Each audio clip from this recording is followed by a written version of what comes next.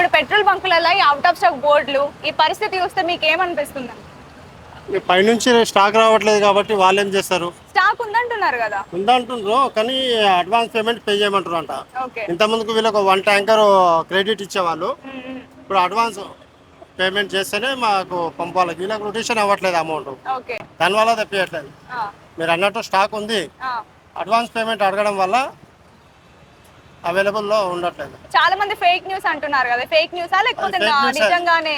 Fake న్యూసే. Fake న్యూసే. ఎందుకంటే pump వాళ్ళు ఓనర్లు పే చేయకపోవడం వల్ల మనకు స్టాక్ రావట్లేదు. ఓకే. కానీ చాలా బంకులలో స్టాక్ ఉండి కూడా స్టాక్ లేదని అబద్ధం చెప్తున్నారు అని అంటున్నారు కదా. ఎవరు అట్లా చెప్పరు. స్టాక్ ఉంటే వాళ్ళు అమ్ముకుంటే వాళ్ళకు కూడా కమిషన్ వస్తుంది కదా. అంటే రేట్లు పెరుగుతాయి ఫ్యూచర్ లా అని. అది పెరగడం అనేది గవర్నమెంట్ వాళ్ళకు ఇండికేషన్ ఇస్తుంది. ఓకే. పలానా డేట్ నుంచి ఇంక్రీజ్ చేస్తామని చెప్పి చెప్తుంది. ఉమ్. అప్పుడు వాళ్ళకి ఎట్లా ట్యాంకర్ వాళ్ళ హైక్ వచ్చినప్పుడు వాళ్ళు హైక్ చేసి అమ్ముతారు. ఓకే. నార్మల్ గవర్నమెంట్ కూడా స్టాక్ ఉంది ఏం భయపడొద్దు అని అందరికి చెప్తున్నా కూడా ఎందుకు ఇట్లా మరి అన్ని క్యూలు కట్టుకుంటున్నాను కదా.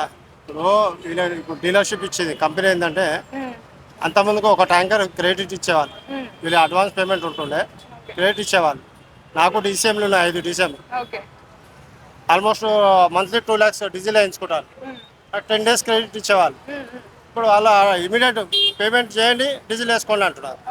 ఎందుకు అని అంటే అంతకుముందుకు ఒక ట్యాంకర్ ఫ్రీకి ఇచ్చేవాళ్ళు. వీళ్ళ డీలర్షిప్ పెట్టినప్పుడు డిపాజిట్ ఉంటుందిగా, ఒక ట్యాంకర్ పంపేవాళ్ళు. సెకండ్ ట్యాంకర్ అది కాలేని తర్వాత సెకండ్ ట్యాంకర్ బుక్ చేసుకోవాలన్నప్పుడు వాళ్ళు ఆ ట్యాంకర్కి మాత్రం పే చేసేవాళ్ళు. ఇప్పుడు ఏమైపోయిందంటే వాళ్ళు క్రెడిట్ అడ్వాన్స్ ఉన్నా కూడా ఒక ట్యాంకర్ ఇవ్వట్లేదు, అడ్వాన్స్ పేమెంట్ చేయమంటారు అడిషనల్గా.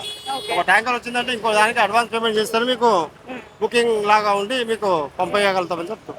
ఇప్పుడు యుద్ధం ఎఫెక్ట్ అనుకోవచ్చా లేకపోతే నార్మల్ గా ఫేక్ న్యూస్ లే అనుకోవచ్చా? యుద్ధం ఎఫెక్ట్ కూడా మనకు కొద్దిగా నౌకల ద్వారా రావట్లేదు. తిరిగి మనకు సరిపడంత 6 months సరిపడంత చమురాయిలు ఉందని చెప్పి గవర్నమెంట్ అన్నది.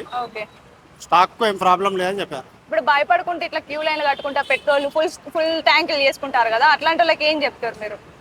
ఫుల్ ట్యాంక్ చేయించుకుంటారు, ఎందుకంటే మళ్ళీ లైన్లో ఎందుకు నిల్చోవాలని.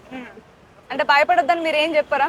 అంటే ఇదంతా ఫేక్ న్యూసే. కాకపోతే ఏంటంటే ఇప్పుడు వీళ్ళ అమౌంట్ కట్టక తెప్పియలేక ఇప్పుడు 10 బంకులు బంద్ ఉన్నాయి, ఒక బంకు నడుస్తుంది, రష్ ఉంటారు. అన్ని బంకులలో సరిపడా డీజిల్ పెట్రోల్ ఉందనుకో ఎవరు రారు.